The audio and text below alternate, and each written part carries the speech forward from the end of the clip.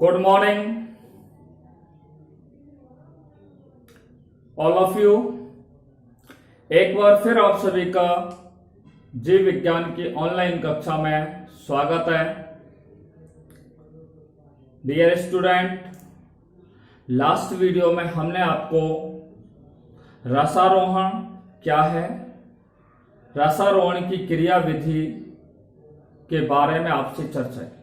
हमने रसारोहण के ऊपर आपको बताया कि मूल द्वारा या जड़ों के द्वारा मृदा से अवशोषित जल को गुरुत्वाकर्षण बल के विपरीत पादपों में ऊपर की ओर चढ़ने की क्रिया को रसारोहण कहते हैं। रसारोहण की क्रिया के दौरान पादपों में जल के ऊपर चढ़ने की क्रिया को समझाने के लिए अनेक वैज्ञानिकों ने अनेक सिद्धांत दिए। आपको बता दूं, रसारोहण की क्रिया विधि को समझाने के लिए मुख्य रूप से तीन सिद्धांत दिए गए हैं, जिनमें पहला सिद्धांत है जैव बल सिद्धांत, विट्टल फोर्स थ्योरी, दूसरा मूलदाब सिद्धांत, रूट प्रेशर थ्योरी, और तीसरा सिद्धांत दिया गया था भौतिक बल सिद्धांत, फिजिकल फोर्स थ्योरी। सबसे पहले हमने आपसे कल बात की थी जैव बल सिद्धांत क्या है। मैंने आपको बताया कि जैव बल सिद्धांत जो है वो रसारोहण की एक जैविक क्रिया है। ठीक है, जैव बल सिद्धांत के अनुसार रसारोहण कौन सी क्रिया होती है? एक जैविक क्रिया होती है, जिसमें तने की जो जीवित कोशिकाएं होती हैं, उन जीवित कोशिकाओं की जैविक क्रियाओं के फलस्वरूप, कौन सी क्रियाओं के फलस्वरूप? जैविक क्रियाओं के फलस्वरूप जैव बल क्या होता है? उत्पन्न होता है, जिसके कारण ही क्या होता है? रसारोहण होता है। मैंने आपको बताया है कि जैव बल जो होता है वो मुख्य रूप से तीन जैव बलों का उल्लेख किया गया है। तीन जैव बलों का उल्लेख किया गया है। पहला मैंने आपको बताया था गॉडले-वस्की का, दूसरा स्ट्रासबर्गर का, तीसरा जे.सी.बोस का। देखिए, गॉडले-वस्की का रिले पंप सिद्धांत 1884 में दिया गया था, और इन्होंने बताया, इस सिद्धांत के अनुसार बताया गया है कि जाइलम पैरेन्काइमा या जाइलम मृदुतक और मज्जा किरणें जीवित कोशिकाओं में, जाइलम पैरेन्काइमा और मज्जा किरणें जो होती हैं वो जीवित कोशिकाओं में परासरण दाब के मान में आवृत्ति क्या करती हैं? परिवर्तन करती हैं, जिसके फलस्वरूप रसारोहण होता है। रसारोहण किसके फलस्वरूप होता है? कि जीवित कोशिकाओं में जो जाइलम पैरेन्काइमा और मज्जा किरणें होती हैं उनमें परासरण दाब में क्या होता है? आवर्ती परिवर्तन होता है, और इसी आवर्ती परिवर्तन के कारण मैंने आपको बता दिया, इसी आवर्ती परिवर्तन के कारण रसारोहण होता है। इसी सिद्धांत को गॉडले-वस्की का सिद्धांत कहा गया है। दूसरा है स्ट्रासबर्गर का सिद्धांत, जो 1891 में दिया गया था। स्ट्रासबर्गर का सिद्धांत क्या है? मैंने आपको बताया कि जो जीवित कोशिकाएं होती हैं, वो जीवित कोशिकाएं, रसारोहण की क्रिया विधि से कोई संबंध नहीं होता है। जीवित कोशिकाओं का रसारोहण की क्रिया विधि से कोई सीधा संबंध नहीं होता है, परंतु जीवित कोशिकाएं जो होती हैं वो रसारोहण की क्रिया के लिए अनुकूल वातावरण क्या करती है? प्रदान करने का कार्य करती है। या हम कह सकते हैं कि जीवित कोशिकाएं रसारोहण के लिए अनुकूल वातावरण का क्या करती है? निर्माण करती है, अनुकूल वातावरण बनाने का कार्य करती है। ऐसा स्ट्रासबर्गर नामक वैज्ञानिक ने कहा है। तीसरा जो सिद्धांत है वो जे.सी.बोस का सिद्धांत है, जिसने स्पंदन का सिद्धांत दिया था। जे.सी.बोस ने भारतीय टेलीग्राफ पादप, जिसको डेस्मोडियम गायरेंस नाम से जाना जाता है, इन्होंने ये सिद्धांत 1923 में दिया। और इस सिद्धांत के अनुसार बताया गया है कि वल्कुट जो होती है, ठीक है, मूल की जो वल्कुट होती है, ये वल्कुट होती है, ठीक है, और वल्कुट के अंदर की ओर कोशिका जो एंडोडर्मिस की क्या होती है? पास में होती है। तो वल्कुट के अंदर की ओर और वल्कुट और एंडोडर्मिस के मध्य में जो परत होती है, इन कोशिकाओं में नियमित रूप से लयबद्ध तरीके से क्या होता है? स्पंदन होता है, ठीक है, जिसके फलस्वरूप पादपों में रसारोहण की क्रिया होती है। ये हम लास्ट वीडियो में आपको बता चुके हैं। आज जो हम आपसे चर्चा करेंगे वो है मूल दाब सिद्धांत और भौतिक बल सिद्धांत क्या है। रूट प्रेशर थ्योरी और फिजिकल फोर्स थ्योरी पर आपसे क्या करेंगे, आज हम चर्चा करेंगे। ठीक है, देखिए तो सबसे पहले हम बात करने जा रहे हैं मूल दाब सिद्धांत पर। आज जो हम अध्ययन करने जा रहे हैं वो है मूल दाब सिद्धांत। कौन सा सिद्धांत है? मूल दाब सिद्धांत। मूल दाब सिद्धांत जिसको बोला जाता है root pressure theory. Root pressure theory जिसको मूल दाब सिद्धांत के नाम से क्या है, जाना जाता है। ठीक है, देखिए मूल दाब सिद्धांत क्या है, इस पर आपसे हम बात करने जा रहे हैं। देखिए पादपों की जो जड़ें होती हैं, ठीक है, ये जड़ें होती हैं, ठीक है, ये जड़ों में क्या होते हैं, मूलरोम होता है। क्या होता है? मूलरोम। बात समझ में आ रही है? और इन जड़ों के अंदर क्या पाया जाता है, जाइलम मृदुता कोशिकाएं होती हैं। कौन सी कोशिका? जाइलम मृदुता कोशिका। ये है जाइलम मृदुता कोशिका, ठीक है, जाइलम पैरेन्काइमा सेल। मैंने आपको वैसे है नहीं, ये जाइलम पैरेन्काइमा कोशिकाएं होती हैं। कौन सी? जाइलम मृदुता कोशिका। कौन सी कोशिका होती है? जाइलम मृदुता कोशिका। और ये जाइलम मृदुता कोशिकाएं जो होती है वो या तो जल को, जाइलम मृदुता कोशिकाएं जल या किसी प्रकार का विलयन, ठीक है। मूल में क्या होती है? जाइलम, मूल के अंदर तो जाइलम मृदुता कोशिकाएं होती हैं, वो जल या फिर कौन होता है, विलयन, ठीक है। जल या विलयन जो होता है वो जाइलम मृदुता कोशिकाओं में क्या कर जाता है, प्रवेश कर जाता है। अर्थात हम सीधे शब्दों में कहें तो जल या किसी प्रकार का विलयन जो मृदा में होता है। विलयन का मतलब है उसमें खनिज तत्व भी क्या है, उस जल में घुले हुए होते हैं। तो जल के साथ जो खनिज पदार्थ या खनिज लवण घुले हुए होते हैं वो विलयन कहलाता है। जल या विलयन जो होता है वो जाइलम मृदुता कोशिकाओं में क्या करता है, प्रवेश करता है। जब प्रवेश करता है तो कोशिका भित्ति के अंदर क्या उत्पन्न होता है, कोशिका भित्ति में क्या उत्पन्न होता है, तनाव उत्पन्न हो जाता है। कोशिका भित्ति में क्या उत्पन्न हो जाता है, तनाव उत्पन्न हो जाता है। जिसके फलस्वरूप क्या होता है कि जो कोशिका द्रव होता है, कोशिका भित्ति के अंदर क्या होता है, कोशिका द्रव होता है, साइटोप्लाज्म होता है। क्या होता है? कोशिका द्रव होता है, साइटोप्लाज्म जो होता है। इस साइटोप्लाज्म में कोशिका द्रव में धनात्मक दाब उत्पन्न होता है, ठीक है। कौन सा दाब उत्पन्न होता है? धनात्मक दाब क्या हो जाता है, उत्पन्न हो जाता है, ठीक है।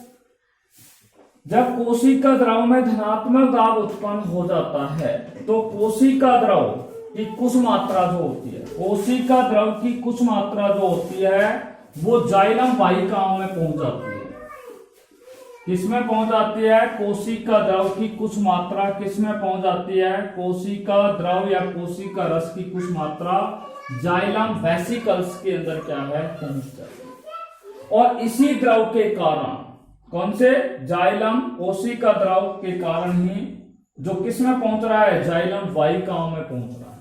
और इसी द्रव के कारण मैंने आपको बताया कि इसी द्रव के कारण क्या है कि जो जड़ें होती हैं, मूल होती हैं, उनमें क्या होता है, एक दाब उत्पन्न होता है, ठीक है। और उसी दाब को क्या कहा जाता है, मूल दाब कहा जाता है। क्या कहा जाता है? मूल दाब कहा जाता है।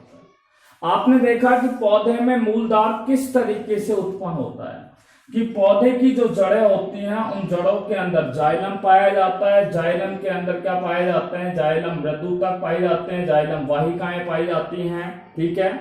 या जाइलम की जो संरचना होती है उसके 4 भाग होते हैं, जाइलम मृदुतक, दूसरा मैंने आपको बताया जाइलम वाहिका, जाइलम वाहिनिकाएं और मज्जा, ठीक है।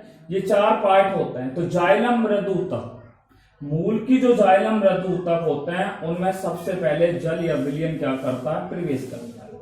मूल की जाइलम मृदु तक में जब जल या विलयन प्रवेश कर जाता है तो उसकी कोशिका भित्ति में तनाव उत्पन्न हो जाता है। कोशिका भित्ति में तनाव उत्पन्न होने पर कोशिका द्रव में क्या है, धनात्मक दाब क्या हो जाता है, उत्पन्न हो जाता है। इससे क्या होता है, कोशिका द्रव की कुछ मात्रा जो होती है वो जाइलम वाहिकाओं में क्या हो जाती है, पहुंच जाती है।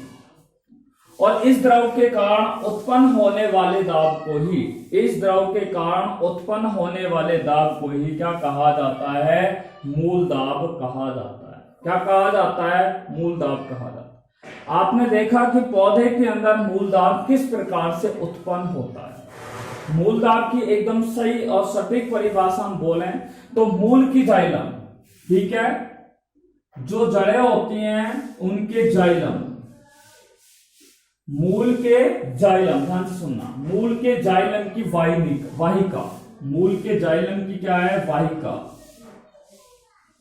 मूल के जाइलम की वाहिकाओं में उत्पन्न होने वाले, ठीक है, या पाए जाने वाले रस को, ठीक है, क्या कहा जाता है, मूल दाब कहते हैं।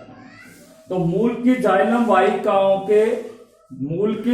वाहिकाओं के रस में उत्पन्न होने वाले, ठीक है, उत्पन्न होने वाले बल को ही या धनात्मक दाब को ही क्या कहा जाता है, मूल दाब कहा जाता है। तो मूल के जाइलम की वाहिकाओं के रस में पाए जाने वाले धनात्मक दाब को ही क्या कहा जाता है, मूल दाब कहा जाता है। एक बार फिर रिपीट कर रहा हूं कि मूल के जाइलम की वाहिकाओं में, ठीक है, वाहिकाओं के रस में पाए जाने वाले धनात्मक दाब को ही मूल दाब कहा जाता है। और मूल दाब कैसे उत्पन्न होता है, मैंने बताया कि मूल के अंदर क्या होता है, जाइलम होता है, जाइलम के अंदर जाइलम मृदुतक होता है, जाइलम मृदुतकों से जल जो होता है वो ग्रहण कर लिया जाता है, या हम कह सकते हैं जाइलम मृदुतक में जल प्रवेश कर जाता है। जल प्रवेश करने पर कोशिका भित्ति में क्या आता है, तनाव उत्पन्न होता है। कोशिका भित्ति में तनाव उत्पन्न होने पर कोशिका द्रव के अंदर एक धनात्मक बल उत्पन्न होता है। कोशिका द्रव में धनात्मक बल उत्पन्न होने के फलस्वरूप कोशिका द्रव की कुछ मात्रा जाइलम वाहिकाओं में क्या कर जाती है, प्रवेश कर जाती है। और इस द्रव के कारण, कौन से, कोशिका द्रव के कारण उत्पन्न होने वाले दाब को ही रूट दाब या मूल दाब कहा जाता है। मूल दाब का जो मापन किया जाता है, आपसे पूछा जाए कि मूल दाब का मापन किसके द्वारा किया जाता है, तो मूल दाब का मापन एक उपकरण के द्वारा किया जाता है जिसे मैनोमीटर कहा जाता है। मूल दाब का मापन किस उपकरण के द्वारा किया जाता है, मैनोमीटर के द्वारा मूल दाब का क्या किया जाता है, मापन किया जाता है। ठीक है, देखो पादपों में जो मूल दाब होता है, पादपों में जो मूल दाब का मान होता है वो वायुमंडलीय दाब से अधिक नहीं हो सकता। पादपों में जो मूल दाब का मान होता है वो वायुमंडलीय दाब के मान से अधिक नहीं हो सकता।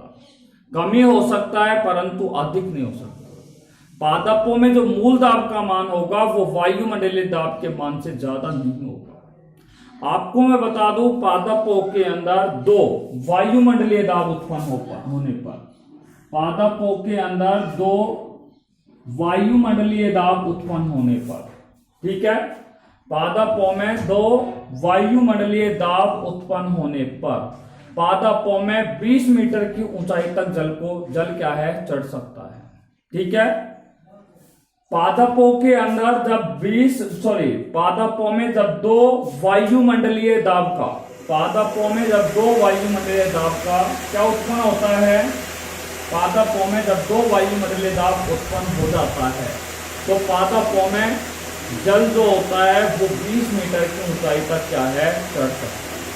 बात क्लियर होगी, यानी कि दो वायुमंडलीय दाब पर पादपों में 20 मीटर की ऊंचाई तक जल क्या है, ऊपर चढ़ सकता है। परंतु आपने देखा होगा बड़े और काष्ठीय जो पादप होते हैं, ठीक है, जो विशालकाय पौधे होते हैं, काष्ठीय पादप होते हैं, उनमें ऊपर तक जल चढ़ाने के लिए, ठीक है, उन काष्ठीय पादपों में, उन बड़े पादपों में पादप की मूल से लेकर के और उसके टॉप पार्ट तक, उसके शीर्ष भाग तक जल को चढ़ाने के लिए 12 वायुमंडलीय दाब की आवश्यकता होती है। कितने दाब की आवश्यकता होती है? 12 वायुमंडलीय दाब की क्या होती है? आवश्यकता होती है।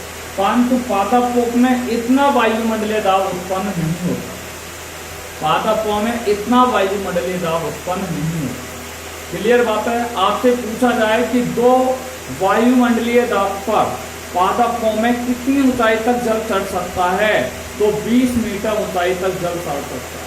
यानी कि 1 वायुमंडलीय दाब पर पादपों में, ठीक है, 10 मीटर की ऊंचाई तक क्या है? जल चढ़ सकता है। और 2 वायुमंडलीय दाब पर पादपों में 20 मीटर की ऊंचाई तक क्या है? जल चढ़ सकता है। ठीक है। परंतु जो बड़े और काष्ठीय पादप होते हैं उनमें जल को मूल से और पौधे की टॉप पार्ट तक, पौधे के शीर्ष भाग तक जल को चढ़ाने के लिए 12 वायुमंडलीय दाब की क्या होती है? आवश्यकता होती है। परंतु पादपों में इतना वायुमंडलीय दाब, पादपों में इतना मूल दाब उत्पन्न नहीं होता। ठीक है। मैं आपको बता देता हूं जिम्नोस्पर्म वर्ग के जो पादप होते हैं, ठीक है, जिम्नोस्पर्म यानी कि अनावर्त जो बीजी पादप होते हैं, उनमें मूल दाब क्या है? अनुपस्थित होता है, मूल दाब का अभाव होता है। साथ में उन पादपों में मूल रोमों का भी क्या होता है? अभाव होता है। जिम्नोस्पर्म पादपों में मूल दाब और मूल रोम दोनों का क्या होता है? अभाव होता है। जैसे मैं आपको बता दूं, जिम्नोस्पर्म पादपों में एक एग्जांपल बता रहा हूं, कॉनिफर्स। कॉनिफर्स नामक जो पादप होता है उसमें न तो मूल दाब उत्पन्न होता है, न ही उनकी मूलों में क्या पाया जाता है? मूल रोम पाया जाता है। Is it clear? देखिए, इसी के साथ हमारा क्या है? मूल दाब का सिद्धांत पूरा हुआ। मूल दाब की परिभाषा एक बार फिर कह रहे हैं कि मूल के जाइलम वाहिकाओं के रस में पाए जाने वाले धनात्मक दाब को ही मूल दाब कहा जाता है। मूल दाब कैसे उत्पन्न होता है कि मूल की जाइलम रज्जु तक में जल क्या करता है? प्रवेश करता है, जिससे उनकी कोशिका भित्ति में तनाव उत्पन्न होता है, क्योंकि उनकी कोशिकाएं स्फीत हो जाती है। कोशिका भित्ति में तनाव उत्पन्न होने पर कोशिका द्रव में धनात्मक बल उत्पन्न होता है, और कोशिका द्रव की जो कुछ मात्रा होती है वो किसमें चली जाती है? जाइलम वाहिकाओं में चली जाती है, जिसके फलस्वरूप उनमें एक बल उत्पन्न होता है, जिसे क्या कहा जाता है? मूल दाब कहा जाता है। मूल दाब को मापने के लिए मैनोमीटर का क्या किया जाता है? उपयोग किया जाता है। मैनोमीटर एक उपकरण होता है, एक स्पेशल प्रकार का इंस्ट्रूमेंट होता है। इस इंस्ट्रूमेंट के जरिए पादपों में मूल दाब का मापन इजी गोइंग में या आसानी से, सुगमता से किया जा सकता है। देखिए, अगला हम बात करने जा रहे हैं, नेक्स्ट टॉपिक है हमारा और बहुत ही इंपॉर्टेंट टॉपिक है जिस पर हम आपसे बात करने जा रहे हैं, और वो है भौतिक बल सिद्धांत। कौन सा सिद्धांत है? भौतिक बल सिद्धांत। भौतिक बल सिद्धांत, फिजिकल फोर्स थ्योरी। फिजिकल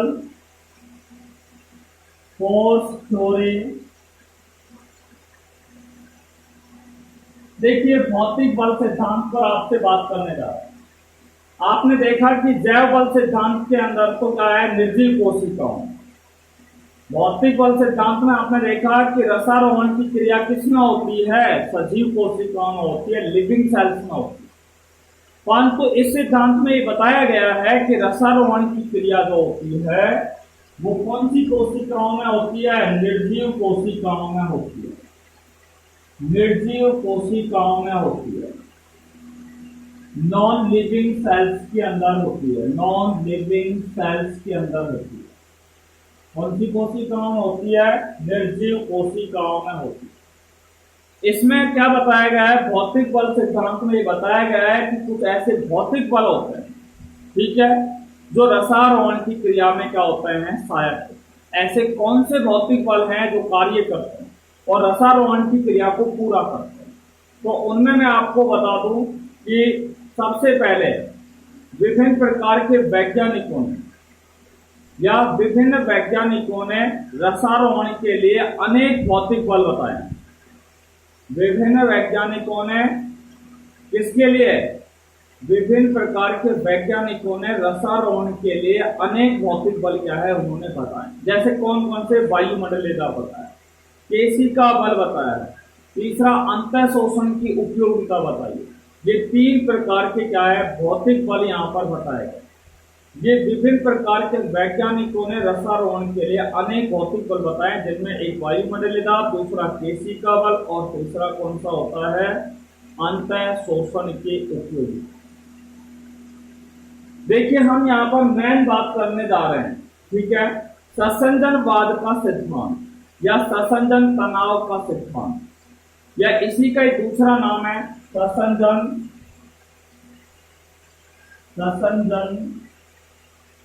तनाव का सिद्धांत। ससंजन तनाव का सिद्धांत या इसका एक दूसरा नाम है वाष्पो उत्सर्जन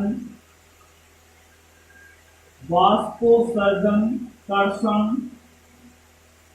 सिद्धांत, या इसको ये मैं बोले तो आप इसका एक नाम और बोल सकते हैं वाष्पो उत्सर्जन खिंचाव सिद्धांत। ससंजनवाद का सिद्धांत, वाष्पो उत्सर्जन कर्षण का सिद्धांत या वाष्पो उत्सर्जन खिंचाव का सिद्धांत, ठीक है। ये सिद्धांत जो है वो रसारोहण के सभी सिद्धांतों में सर्वमान्य है। रसारोहण के चाहे जैव बल के सिद्धांत दिया हो, चाहे मूल दाब का सिद्धांत दिया हो, ठीक है, उन सभी सिद्धांतों के अंदर मैं आपको बता देता हूं ससंजन तनाववाद का सिद्धांत जो है वो सर्वाधिक वैज्ञानिकों ने सर्वमान्य किया है। सर्वाधिक वैज्ञानिकों ने इस सिद्धांत को क्या किया है स्वीकार किया है।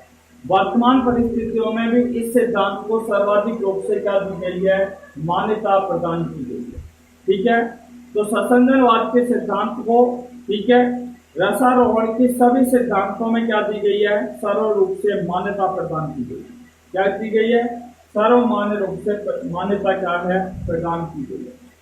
देखिए मैं अब आपको बता दूं ससंजनवाद का जो सिद्धांत है या ससंजन तनाववाद का सिद्धांत है वो 1894 में 2 वैज्ञानिक हुए हैं, एक का नाम था डिक्सन और दूसरे वैज्ञानिक का नाम है जॉली। डिक्सन और जॉली नाम के वैज्ञानिक ने ये ससंजन तनाववाद का सिद्धांत दिया है। डिक्सन और दूसरे वैज्ञानिक का नाम क्या है जॉली। आपसे पूछा जाए कि ससंजन तनाववाद का सिद्धांत किसने दिया, ठीक है, तो डिक्सन और जॉली 2 वैज्ञानिक थे जिन्होंने 1894 में, ठीक है, रसारोहण के लिए ससंजन तनाव का सिद्धांत दिया था। किसका दिया था ससंजन तनाव का क्या दिया गया है सिद्धांत दिया गया। देखिए इस सिद्धांत के कुछ महत्वपूर्ण बिंदु हैं, ठीक है, इस सिद्धांत को कई बिंदुओं में क्या है डिवाइड किया गया है, बांटा गया है। तो इस सिद्धांत के महत्वपूर्ण बिंदुओं पर हम आपसे बात करने जा रहे हैं। ससंजन तनाववाद के सिद्धांत के कुछ महत्वपूर्ण बिंदु हैं जिन पर हम आपसे क्या करने जा रहे हैं बात करने जा रहे हैं। देखिए कौन कौन से बिंदु हैं जिन पर हम आपसे बात कर रहे हैं। सबसे पहला देखिए जल होता है, ठीक है, ये क्या है जड़ें होती है, ये क्या है मूल रॉक, ठीक है, यहां पर ये क्या है मृदा के पार्टिकल्स होते हैं, ठीक है, और इन मृदा के पार्टिकलों के मध्य में क्या पाए जाते हैं जल के अणु पाए जाते हैं। क्या पाए जाते हैं जल के अणु पाए जाते हैं। इस तरीके से मैं आपको दिखा रहा हूं, ठीक है, ये पादप है, ठीक है, आप देख रहे हैं इस तरीके से एक डायग्राम यहां पर। तो जहां पर मृदा के अंदर क्या होता है जल के अणु होते हैं, पहला पॉइंट आपको समझाने जा रहे हैं, ठीक है, और जल के अणुओं के मध्य एक बल लगता है, ठीक है। पहला सिद्धांत है कि जल जो होता है जल के अणुओं के मध्य कौन सा बल लगता है ससंजन बल लगता है, ससंजन बल, ठीक है। जल के जो अणु होते हैं उन जल के अणुओं के मध्य कौन सा बल लगता है ससंजन बल लगता है, ठीक है। और ससंजन बल लगने के कारण ही, ठीक है, जब जड़ें, ठीक है, और मूल रॉन क्या है जल को अवशोषित कर लेते हैं तो जाइलम जो होता है उस जाइलम में सतत रूप से क्या बन जाता है एक जल का स्तंभ बन जाता है, ठीक है। जल का क्या बन जाता है, एक सतत क्या बन जाता है, ये स्तंभ का निर्माण हो जाता है। तो जल के अणुओं के मध्य ससंजन बल लगता है और ससंजन बल के कारण ही जाइलम जो होता है, ठीक है, जाइलम में जल के अणुओं का क्या बन जाता है, एक सतत स्तंभ बन जाता है। जाइलम में जल के अणुओं का क्या बन जाता है, एक सतत स्तंभ बन जाता है, या जाइलम में जल स्तंभ का क्या हो जाता है, निर्माण हो जाता है। ठीक है, मैं आपको बता दूं इस ससंजन बल का मान जो होता है वो कितना होता है। ससंजन बल का मान 45 वायुमंडलीय दाब से लेकर के 207 वायुमंडलीय दाब होता है। आपसे पूछा जाए कि ससंजन बल का मान कितना होता है, तो 45 से लेकर के 207 207 वायुमंडलीय दाब होता है। तो पहला नियम आपकी समझ में आ गया होगा ससंजनवाद के सिद्धांत का, कि जल के अणुओं के मध्य ससंजन बल लगता है। ठीक है, जल के अणुओं के मध्य ससंजन बल पाया जाता है। ससंजन बल जो होता है, इसी ससंजन बल के कारण जाइलम जो होता है उसमें सतत रूप से जल स्तंभ का क्या होता है, निर्माण होता है। और इस ससंजन बल का मान कितना होता है, 45 से लेकर के 207 वायुमंडलीय दाब होता है। ठीक है, अब देखिए ये मूल है और ये क्या है, पण है। ठीक है, मूल से लेकर के पण तक, मूल से लेकर के, जड़ से लेकर के पत्तियों तक, जड़ से लेकर के और ये पत्तियों तक, बात समझ आ रही है। जल से लेकर के पत्तियों तक क्या बन जाता है, एक जल स्तंभ का क्या होता है, निर्माण हो जाता है। ठीक है, मूल से लेकर के पत्तियों तक किसका निर्माण होता है, एक सतत जल स्तंभ का क्या होता है, निर्माण होता है। ठीक है, कहां से कहां तक बन रहा है, मूल से लेकर के पत्तियों तक एक सतत जल स्तंभ का क्या होता है, निर्माण होता है। सतत जल स्तंभ का निर्माण होता है, जिसे क्या कहा जाता है, सतत जल स्तंभ का निर्माण होता है, जिसे क्या कहा जाता है, स्थैतिक बल कहा जाता है। जिसे कौन सा बल कहा जाता है, स्थैतिक बल कहा जाता है, या उसे स्थैतिक प्रणाली भी कहा जाता है। कौन सी प्रणाली कहा जाता है, स्थैतिक प्रणाली भी उसे कहा जाता है। पहला मैंने आपको बता दिया है कि जब जल के अणु होते हैं, जल के अणुओं के मध्य ससंजन बल पाया जाता है। ससंजन बल के कारण ही जाइलम में जल जो होता है, ठीक है, उसका सतत स्तंभ बनता है, या जाइलम में सतत जल स्तंभ का निर्माण होता है। मूल से लेकर के, जड़ों से लेकर के पत्तियों तक जो सतत जल स्तंभ का निर्माण होता है वो स्थैतिक प्रणाली कहलाता है। क्या कहलाता है, स्थैतिक प्रणाली कहलाता है। अब तीसरा पॉइंट सुनिए, पौधे के जो वायवीय भाग होते हैं, खास तौर से पत्तियां होती हैं, इन पत्तियों में क्या होता है, वाष्पोत्सर्जन होता है। पत्ती में जब वाष्पोत्सर्जन होता है तो मैंने आपको बताया, ठीक है, निष्क्रिय अवशोषण के अंदर, ठीक है, निष्क्रिय जल अवशोषण की क्रिया में बताया है कि इस पत्ती की कोशिका, ठीक है, पत्तियों के अंदर क्या होता है, वाष्पोत्सर्जन होता है। तो वाष्पोत्सर्जन होने पर पत्ती की कोशिका, साथ में क्या है कि जो पर्णशिराएं होती हैं, पत्ती की कोशिका और पत्ती की शिराओं में जल की क्या हो जाती है, कमी हो जाती है। और जब जल की कमी हो जाती है तो इनके अंदर क्या हो जाता है, तनाव उत्पन्न हो जाता है। क्या उत्पन्न हो जाता है, तनाव उत्पन्न हो जाता है। ठीक है, और जब तनाव उत्पन्न हो जाता है तो उसे क्या कहते हैं, वाष्पोत्सर्जन खिंचाव कहते हैं। ठीक है, क्या कहते हैं, उसे वाष्पोत्सर्जन खिंचाव कहते हैं। क्या कहते हैं, उसे वाष्पोत्सर्जन खिंचाव कहा जाता है। क्या कहा जाता है, वाष्पोत्सर्जन खिंचाव कहा जाता है। ठीक है, क्लियर। देखिए तीसरा पॉइंट मैंने बताया कि पौधे के वायवीय भागों में वाष्पोत्सर्जन की क्रिया होती है, खास तौर से पत्तियों में वाष्पोत्सर्जन होता है। पत्तियों में जब वाष्पोत्सर्जन होता है तो पत्ती की कोशिका और पर्णशिराओं में जल का क्या हो जाता है, कमी हो जाती है, जिससे इनके अंदर क्या हो जाता है, तनाव उत्पन्न हो जाता है। किनमें, पत्तियों के अंदर तनाव उत्पन्न हो जाता है, क्योंकि यहाँ पर जल स्तंभ क्या हो जाता है, टूट जाता है। ठीक है, जल स्तंभ टूटने पर वाष्पोत्सर्जन खिंचाव उत्पन्न होता है। क्या उत्पन्न होता है? वाष्पोत्सर्जन खिंचाव उत्पन्न होता है, जिसे ही हम वाष्पोत्सर्जन खिंचाव के नाम से भी जाना जाता है। इसलिए हम इसको सीधी परिभाषा के रूप में कहें तो पौधे के वायवीय भागों में, कौन से भागों में? पौधे के जो वायवीय भागों में वाष्पोत्सर्जन के कारण, पौधे के वायवीय भागों में वाष्पोत्सर्जन के कारण, किसके कारण? वाष्पोत्सर्जन के कारण पर्णशिराओं के जल स्तंभ में, किसके अंदर? वाष्पोत्सर्जन के कारण पर्णशिराओं के जल स्तंभ में उत्पन्न होने वाले खिंचाव को ही वाष्पोत्सर्जन खिंचाव कहा जाता है। आपने देखा कि पत्तियों में क्या हुआ है? वाष्पोत्सर्जन खिंचाव हुआ है। पत्तियों में जब वाष्पोत्सर्जन खिंचाव होता है तो पत्तियों में वाष्पोत्सर्जन खिंचाव से जाइलम, जो जाइलम होगा उस जाइलम में स्थित जल स्तंभ, जाइलम में स्थित जो जल स्तंभ होता है, ठीक है, वो निष्क्रिय रूप से मूल से लेकर के पण तक, मूल से लेकर के पण तक क्या होता है? खींचा जाता है। और यह क्रिया क्या है? भौतिक बलों द्वारा क्या होती है? पूर्ण होती है। यह क्रिया किसके द्वारा पूर्ण होती है? भौतिक बलों द्वारा क्या होती है? पूर्ण होती है। यह क्रिया जैविक बलों के द्वारा पूर्ण नहीं होती है।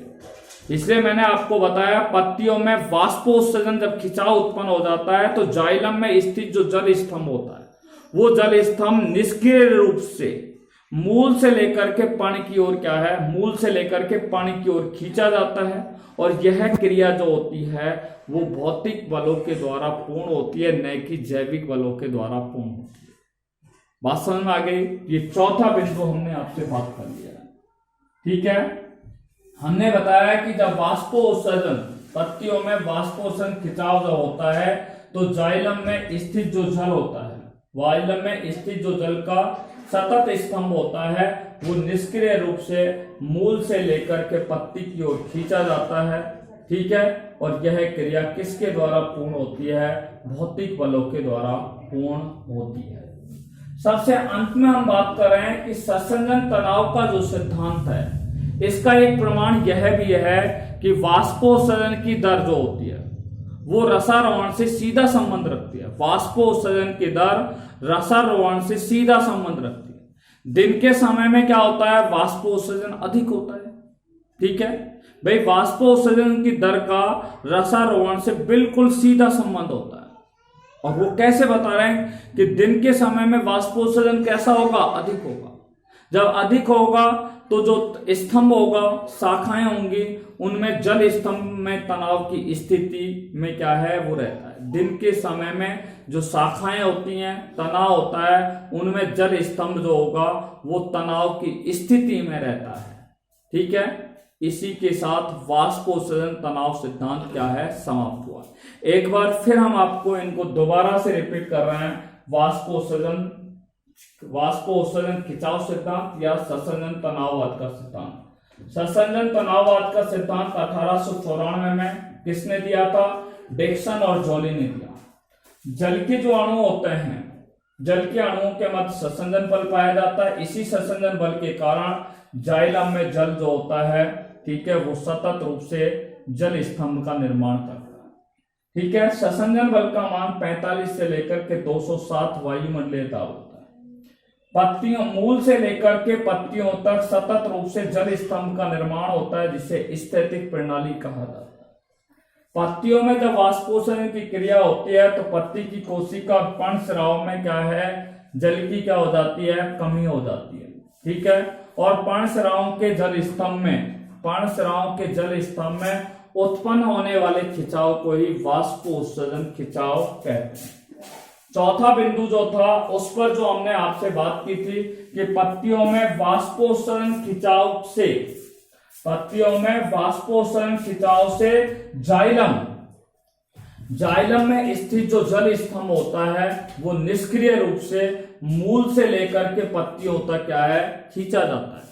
और यह क्रिया भौतिक बलों द्वारा क्या होती है? पूर्ण होती है। भौतिक बलों द्वारा संपन्न होती है, निष्पादित होती है, संपादित होती है। सबसे अंत में मैंने बताया ससंजनवाद के सिद्धांत का एक महत्वपूर्ण परिणाम यह है कि वाष्पोत्सर्जन की दर और रसारोहण, वाष्पोत्सर्जन की दर और रसारोहण के मध्य एक सीधा संबंध होता है। ठीक है, दिन के समय में वाष्पोत्सर्जन क्या होता है, अधिक होता है। दिन के समय में जब वाष्पोत्सर्जन अधिक होता है तो पौधे का जो तना होता है, उनकी शाखाएं होती हैं, उनकी पत्तियां होती हैं, उनमें जल स्तंभ जो होता है वो तनाव की स्थिति में रहता है।